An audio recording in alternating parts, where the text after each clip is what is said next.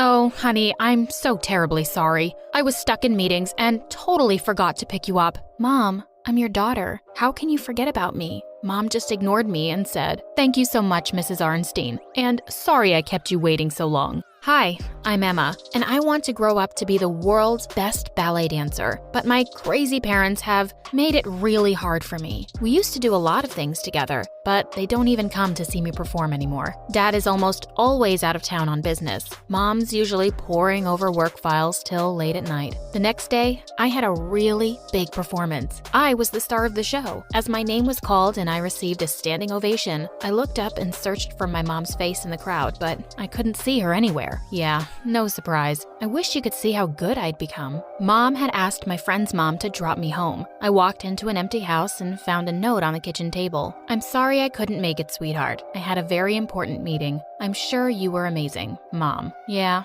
thanks for the support, Mom. The day after, at school, my teacher walked up to me and told me to go to the principal's office. To my horror, the principal told me that my mom was in a coma. She was completely fine this morning. How had my life changed so much in a couple of hours? Fiona, my mom's friend, said she was showing no signs of improvement, and all we could do was take her back home and pray for a miracle. She would come around for a daily checkup, and we got a nurse. Dad told me to focus on school, but it's not like things were great there either. Miley, the most popular girl in my class, just seemed to hate me for some reason. She was always making comments about how stupid being a ballet dancer was. Who even watches ballet these days?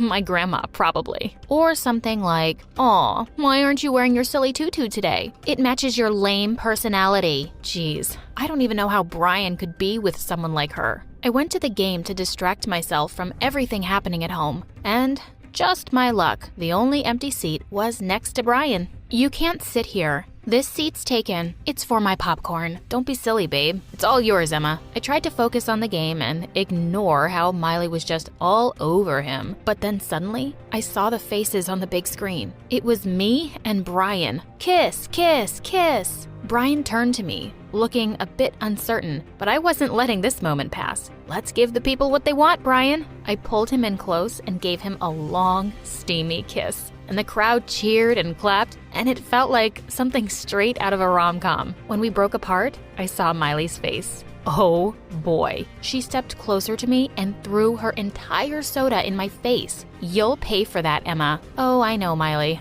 But it was totally worth it." When I got home, Dad walked into my room. I saw a couple of suitcases behind him. "Seriously? You're off having fun watching games while your mom's a vegetable, and I'm left to deal with this all day?" I was about to deny it, but I realized I was still wearing that stupid baseball cap. "Just leave me alone, Dad. Listen, I need to tell you something. I met this woman a couple of years ago. I'm in love with her, Em. I can't live without her. And she won't wait anymore, so I have to go." "What? And you can live without me and Mom?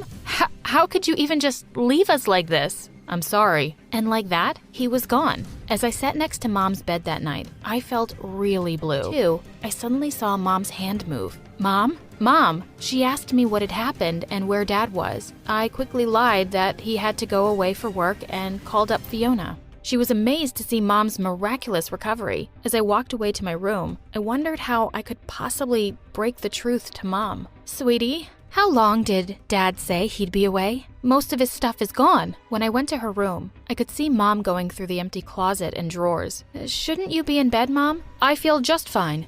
"Where did Dad go, Emma?" She sat down on the bed in a trance as I told her what had happened. Finally, she spoke. "Get out." She slammed the door behind me, and I heard her screaming and breaking things. A little while later, I saw her run out of her room, grab her car keys, and leave the house. It looked like a tornado had hit her room. It was bad enough watching Mom cry herself to sleep on the couch every night, but my life was about to get so much worse. The next day at school, I could just feel people looking at me and whispering. I soon discovered why. There were posters of me and Brian kissing at the game everywhere, but that wasn't all. "Girls, hide your boys, hide your men. The ugly-footed ballerina is after them." OMG. She had stepped way over the line. She wasn't going to get away with this. I couldn't even be here right now. I picked up my bag and headed home. I needed to cool off and plan my revenge. Wow, Mom wasn't on the couch. I found her in her room, packing all her things. "What are you doing, Mom? Can't you see? Go pack your stuff too. We're leaving town. I can't bear to be in this house anymore." My head was spinning. "I've asked my firm to give me a job transfer,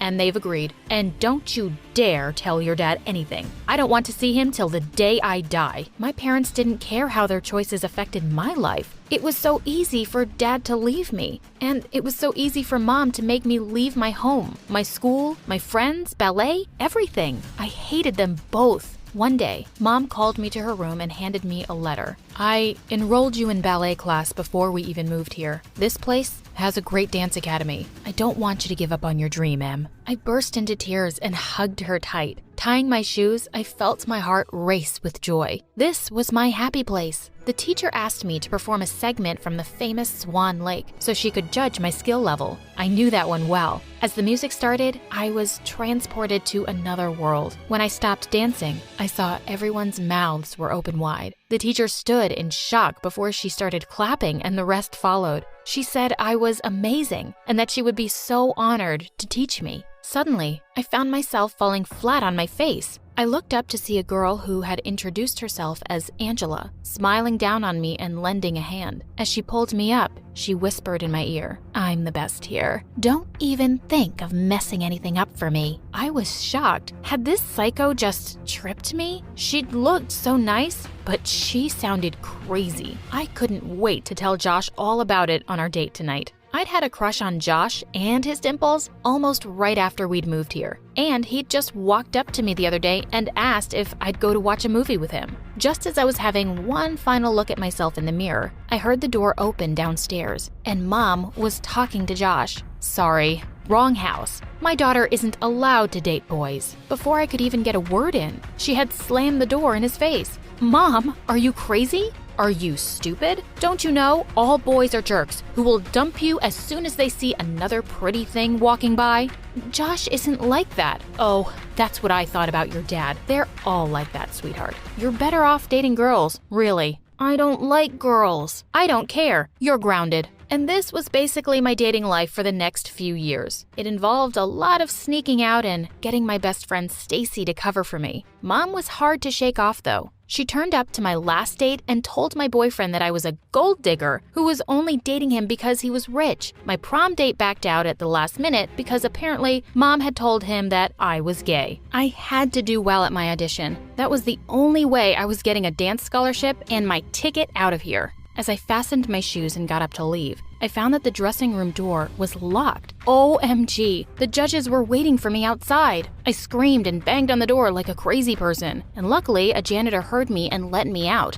I went running to the stage, and those faces did not look happy that I'd kept them waiting. My heart was pounding, but I started to feel calm as the music started. I could do this. I poured my heart and soul into it. I made the perfect jump, and then suddenly, the music died. I looked around in horror. This couldn't be happening. I saw Angela sitting at the back of the theater. "Miss, we don't have time for this. We're all familiar with that piece. Can you just continue without the music?" I closed my eyes for a few seconds. All I could see was my dad leaving and my mom crying and Miley's posters and Angela's smirk. I'd worked too hard and long to let anything stop me now. I breathed out and nodded. I could do this. When I was done, I just covered my face with my hands. Suddenly, I heard clapping and saw all 4 judges standing up, smiling at me. Was I dreaming? Just then, Angela came running to the front and started screaming and tearing the judges' score sheets. I got the scholarship to the dance school of my dreams. It was so good to see Mom so happy and finally proud of me. Stacy and I were cycling one summer morning when a car came speeding right at us. We quickly swerved and it missed us, but I fell down and the cycle on me.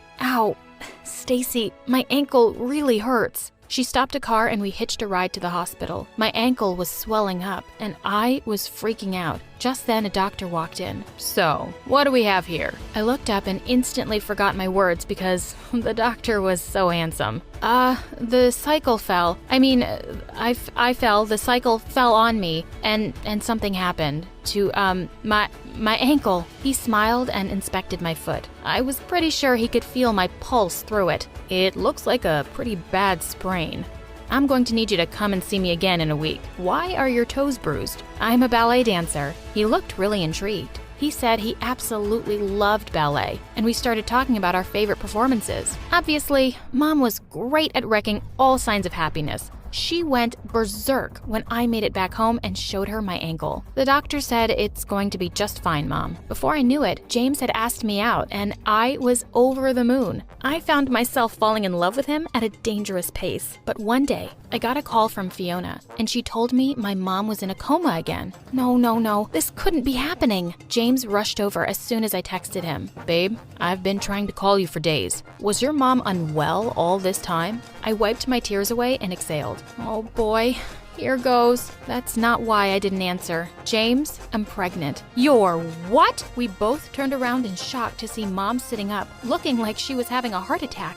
What on earth, Mom? I knew something was up, and I had to find out. I was right, you idiot. You've got my daughter pregnant? Mom, no. Wait, you faked a coma? What about all those years ago? That was to deal with another piece of garbage. I heard him talking to that woman and saying he was going to leave me. As I stood there in shock, James looked at me and said he would talk to me later. No, you come back here. But before Mom could even get up, James was long gone. I couldn't even look at her. She didn't even care about what she and Dad had put me through. And she was still doing it. When I went back home in the evening, the last thing I wanted to do was deal with Mom. So, what is the doctor prescribed now? He says he's too young and has his career to think about. He can't take responsibility for a child. He broke up with me. Mom stood furious. His career? His career? And what about yours, huh? What about your ballet? I warned you, and I told you again and again. For once, Mom,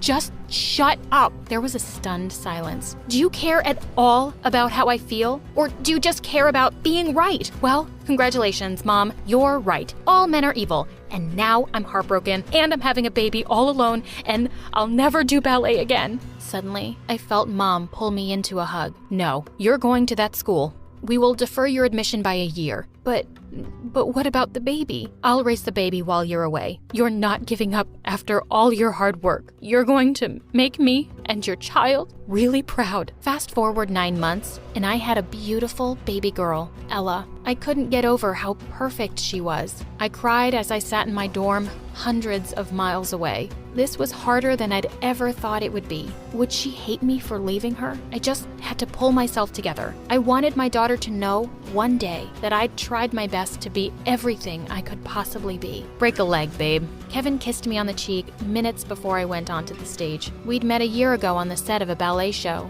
He had recently asked me to marry him, and of course, I'd said yes. He was my best friend, and I couldn't wait to introduce him to Mom and Ella. A few months later, I was back home with Kevin, and we were discussing our plans to move to New York. I had landed a role in a major ballet production. Come with us, Mom. I'm happy here, sweetheart, but I can't wait to come and see you. Just then, there was a knock at the door. I froze in shock. James, what the heck are you doing here? Emma, I've missed you so much. What's going on here? You! James' eyes froze on Ella. Is that my baby girl? I was furious. How dare he? Listen, Emma, I made a mistake. I promise I will make it up to you, and we can be a family. Get out of my house and my life, James. I'm getting married, and I will never let you be a part of Ella's life. You didn't deserve me, and you certainly don't deserve her. James looked furious, but he turned around abruptly and left. That felt so good.